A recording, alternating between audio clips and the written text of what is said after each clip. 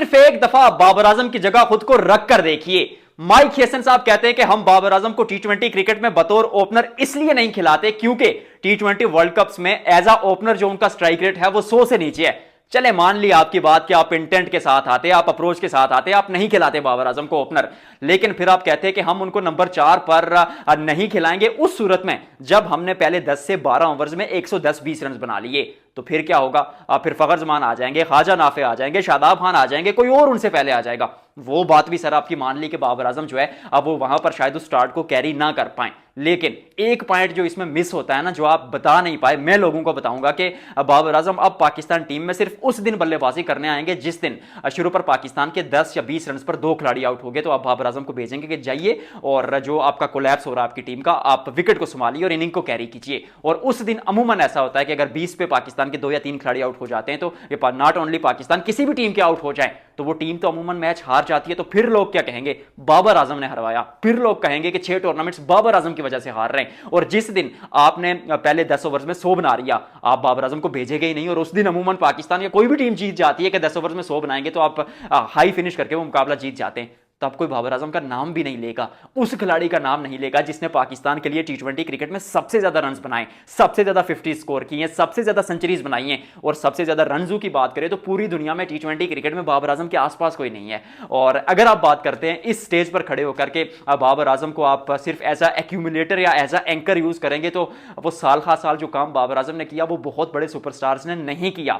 भारत को world cup की तारीख में पहली दफा बाबर आजम की कैप्टनसी में आपने हराया। मैं हमेशा कहता हूं कि बाबर आजम को अगर आप नंबर 4 पर खिलाते हैं तो उससे बेहतर उनको ना खिलाया जाए। क्यों? मैं आपको बताता हूं। अगर वो ओपनर नहीं आते, उनकी जो परफॉर्मेंस है, जो परफॉर्मेंसेस हैं, यानी जो उन्होंने परफॉर्म किया वो बतौर ओपनर ही परफॉर्म किया टी20 क्रिकेट में, टी20 वर्ल्ड कप में, जहां पर उन्होंने भारत को हराया। उस साल पाकिस्तान सेमीफाइनल खेला, अगले साल पाकिस्तान फाइनल खेला। बाबर आजम पाकिस्तान के लिए 200 दफा 200 दफा नहीं, 2 दफा 200 के ऊपर का रन चेज जो है वो अकेले चेज कर चुके हैं मोहम्मद रिजवान के साथ, बतौर ओपनर किया था जैसे भी किया था।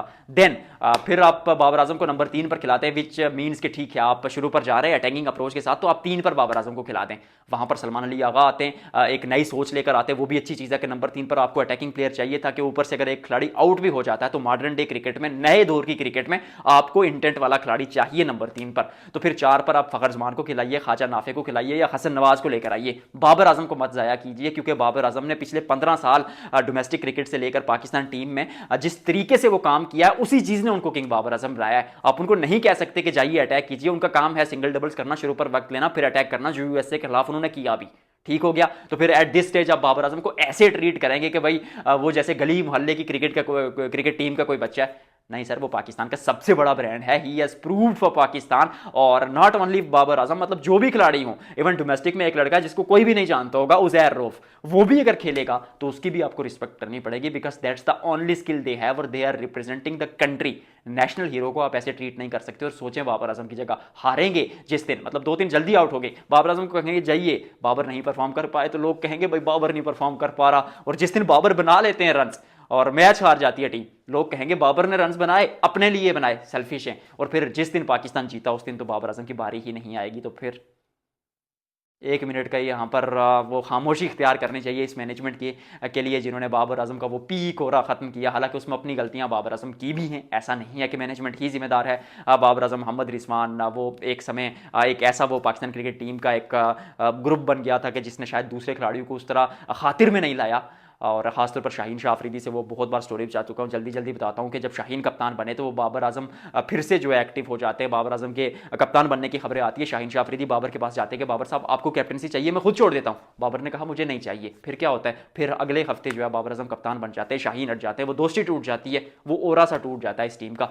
वहाँ गलती है बाबर आजम की, हमने खूब तनकीद की, लेकिन नंबर 4 पर बाबर आजम का काम नहीं है, क्योंकि आपके ही बकौल आपने कहा कि बाबर आजम स्पिन के खिलाफ फंसते हैं। तो मुझे एक बात बताइएगा, नंबर 4 पर जब खिलाड़ी आता है तो तब स्पिनर ही गेंदबाजी कर रहे होते हैं, जब ओपनर आता है तब तो स्पिनर्स इतनी गेंदबाजी नहीं करते, या फिनिशिंग नोट पर तो स्पिनर्स इतनी गेंदबाजी नहीं करते। तो आपने बाबर आजम को खिलाया भी उसी नंबर पर है जहां पर आप खुद कह रहे हैं कि स्पिनर्स के खिलाफ बाबर आजम फंसते हैं। और फिर आप ये कहते हैं कि बाबर आजम जो है वो स्पिन के खिलाफ उसका फला है। तो सर आप क्यों वहां पर 16-16 लाख रुपया तनख्वाह लेकर काम कर रहे हैं? आपने ही वो चीज़ ठीक करनी है। और मैं तो ये भी कहता हूं कि 2019 से लेकर 2022 तक जब बाबर आजम का पीक डेज थे, मतलब बाबर आजम का जोबन था, तब भी बाबर आजम जो है वो स्पिन के खिलाफ फंसते थे। सर कोई नई बात तो नहीं है, तो फिर उनको वहाँ क्यों ना यूटिलाइज़ किया जाए, उनकी जो वीकनेसेस हैं उस पर क्यों यूटिलाइज़ कर रहे हैं, उनकी स्ट्रेंथ पर क्यों नहीं यूटिलाइज़ किया जा रहा। सच ये है कि साइम अयूब और साजिदा फरहान को ही ओपनिंग करनी देनी चाहिए। नंबर 3 पर सलमान अली आगा और बाबर को ड्रॉप करके अगर आप खिला देते 4 पर फ़खर जमान को और 5 पर ख्वाजा नाफे को, तो ये टीम आपके लिए बेहतर है। बाबर आजम को ज़ाया करने की ज़रूरत नहीं है। ही आई स्टिल बिलीव कि बाबर आजम का वनडे और टेस्ट क्रिकेट में बहुत बड़ा एक नाम अभी भी, बहुत बड़ा नाम तो नहीं कहूँगा, बहुत बड़ा एक कैरियर शायद अभी भी बाकी है। शायद एक फेज़ वो दोबारा आएगा जिसमें वो परफॉर्म करेंगे, बट एट दिस स्टेज नहीं ज़रूरत टीम को बाबर आजम की, और ये बाबर आजम के साथ ज्यादती है।